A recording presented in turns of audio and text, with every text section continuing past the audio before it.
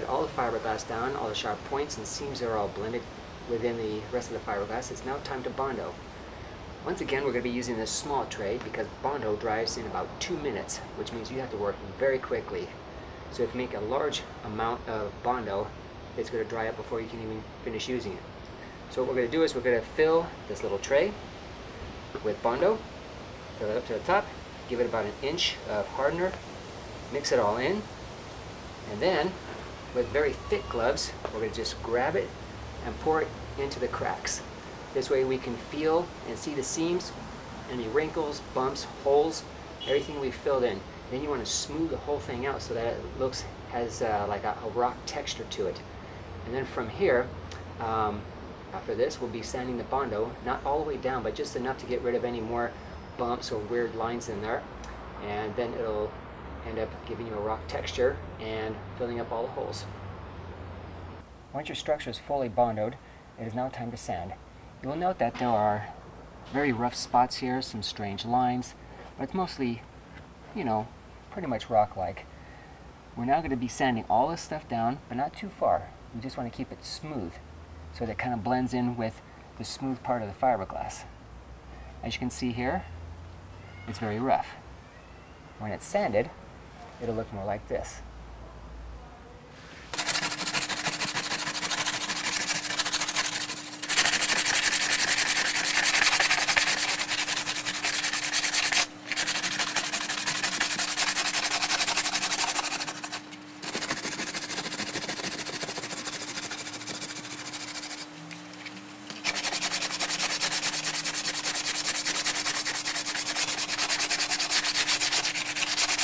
When all of this is sanded, it's time to give it one more coat of resin. This way it'll remove any of the fiberglass fabric textures. It'll blend the Bondo and the fiberglass together so it'll be more smoother. And then primer and paint will smooth out even more. We're almost at the end. We're going to require 2 coats of primer, 2 coats of paint. The paint I'm using is from Bear Paints. It's a flat exterior. It's called Trail Print. It's a brownish grayish look, so it'll look more like rock. This will be the final step. And of course, with the completed waterfall, I also had to theme my gazebo. Here we have a kerosene lamp converted to electricity, with a dimmer switch to control the mood. The sign was created to show that this is now the Jungle Lounge. Small white lights on the outside create a party atmosphere. An old-fashioned fuse box was created to cover the switches and wire boxes. The label on the door is again to blend in with the jungle theme. After it's painted, you can add little details. For my waterfall, I've added Polynesian dancers, fake ivy coming out of each water ledge to create some greenery, tropical plants to surround the waterfall,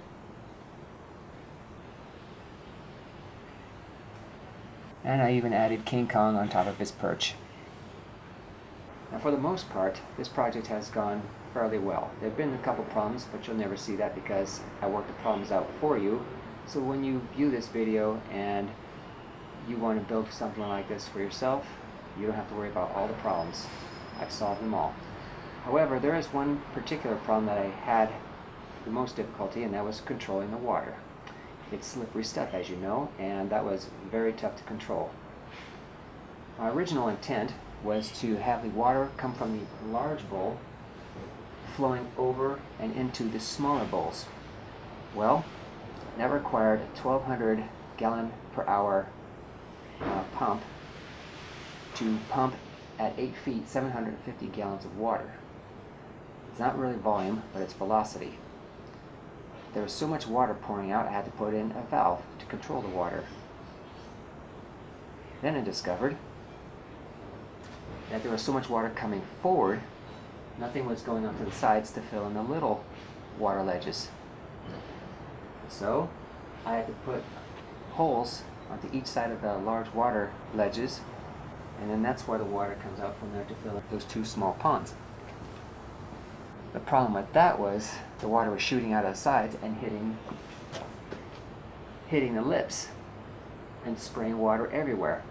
So to control that, thankfully I have that fake foliage that I can control the water coming out, and it pours straight down from the vines into the smaller ponds. We got that under control. However, the water coming from the top was also splashing on the lips on the bottom. So I added those little Bondo strips to control the water to only go forward and away from the lips. Now we have water pouring into the small ones, coming over the main one, and no spraying or anything. Now it's time to add the water.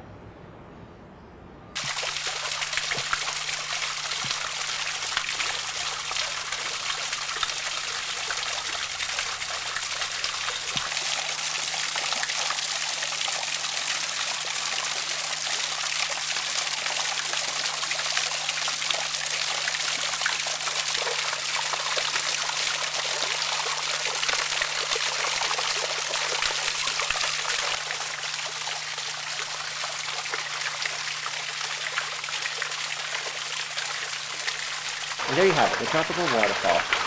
If you have 40 hours a week to be working on this, it'll probably take you about 30 days to build. This one costs about $500. I don't know what I'm going to be doing next for EVENTioneering, but I might be shooting a movie, doing some special effects, doing some plumbing. I do kind of have a hankering for smashing a biplane into my workshop. We'll just have to wait till then. Until next time, aloha.